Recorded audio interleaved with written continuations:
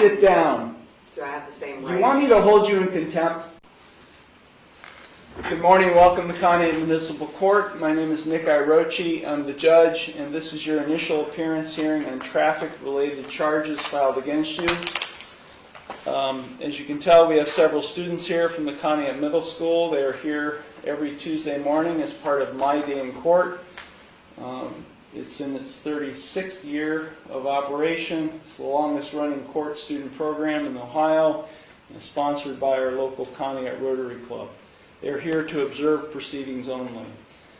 I'm going to read all of you your rights, and then when I'm done reading you your rights, I will call your case up individually. When I call your case up, you can take a seat in this first blue chair.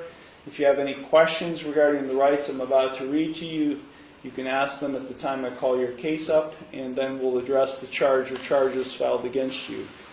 So please pay attention to the rights I'm about to read to you. You do have a right to a copy of the complaint filed against you. In traffic court, that complaint is the officer's citation. If you did not receive a copy of that, let me know, and I'll make sure you get a copy of that at the time I call your case. Also, you have a right to be informed of and to understand the nature and the elements of the charge or charges filed against you. You also have a right to know the potential penalties that could be imposed, and I will explain those potential penalties to you when I call your case up. If you are convicted of a traffic-related offense, a record of conviction will be sent to the Ohio Bureau of Motor Vehicles and will become part of your driving record. Points may be assessed against your license for any moving violation. You have a right to remain silent and not to say anything during this hearing that might incriminate yourself. Any statement you make could be used against you. You also have a right to a trial to the court.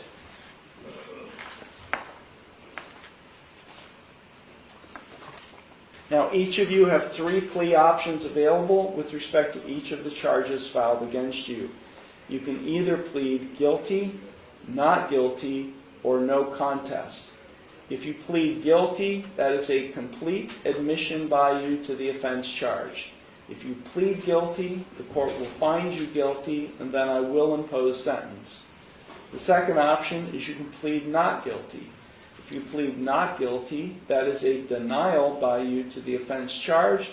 And as I said earlier, if you plead not guilty, I will set your case for further proceedings after today, and I will set a bond. The third option is you can plead no contest.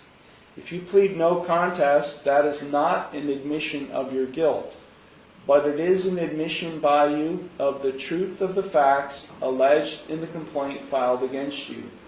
If you enter a plea of no contest, this court will find you guilty, and I will impose sentence without any evidence being presented against you. However, the plea of no contest cannot be used against you in any later civil or criminal proceedings. The court is now calling City of Conneaut v. Amber McHenry, case number 24 TRD 819.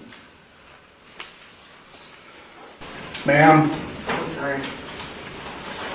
I'm just trying to get my stuff situated so it's ready here.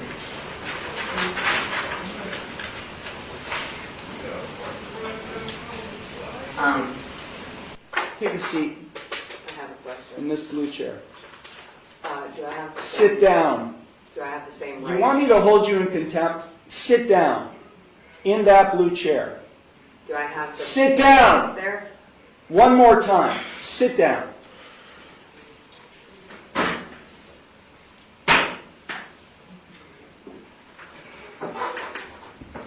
Now you'll answer my questions. Got it?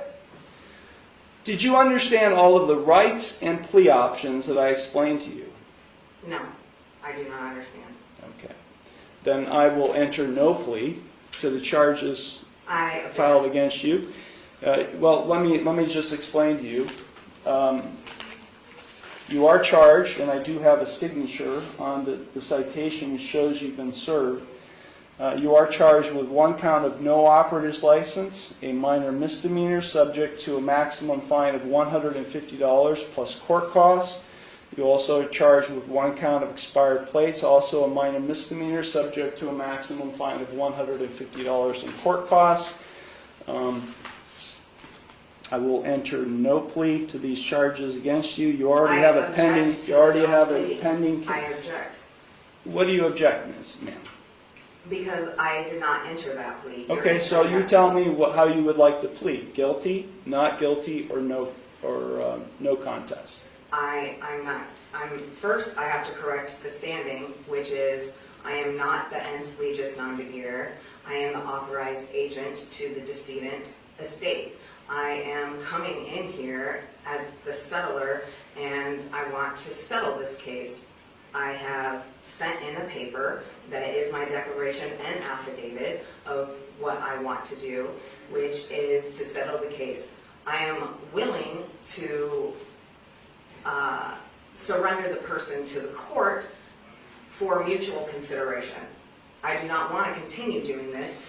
I don't have anything to do with this. That paper that I signed, which is the summons, is signed v coatis, which is void contract, and I reserved all of my rights on there.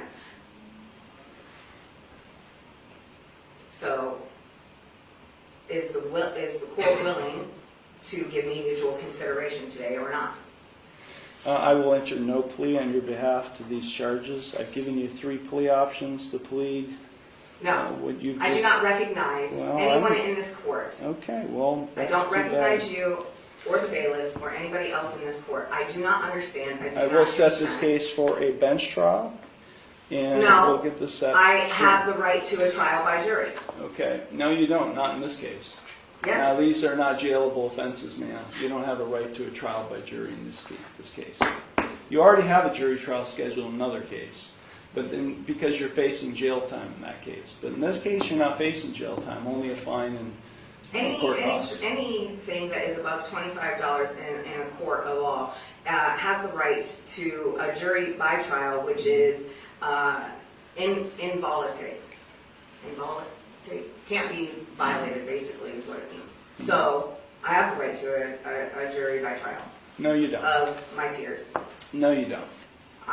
Yeah. We're going to set it for trial, and you're going to go to the clerk's window, and they're going to give you a trial date. Okay?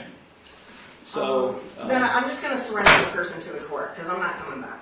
I don't know what that means. You do know what that means. I don't know what that means.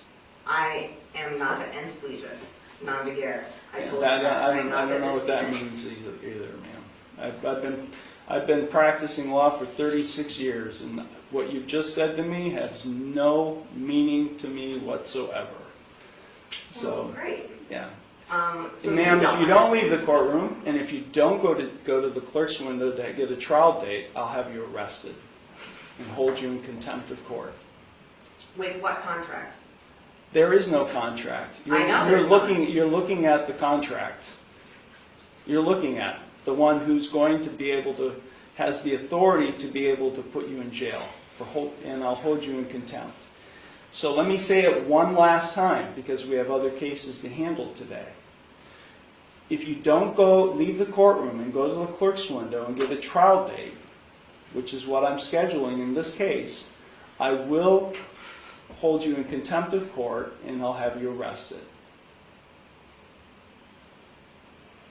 So, contempt of court for what? What contempt?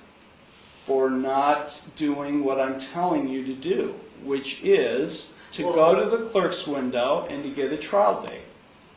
You're the trustee and I'm the beneficiary. No, there is no trust relationship here. No, there isn't. I've drafted many trusts, and there is no trust relationship between the judge and you, the defendant. Yeah, because You are not the beneficiary, and nor am I the trustee. Yes, Yeah, that's just not how it works, man.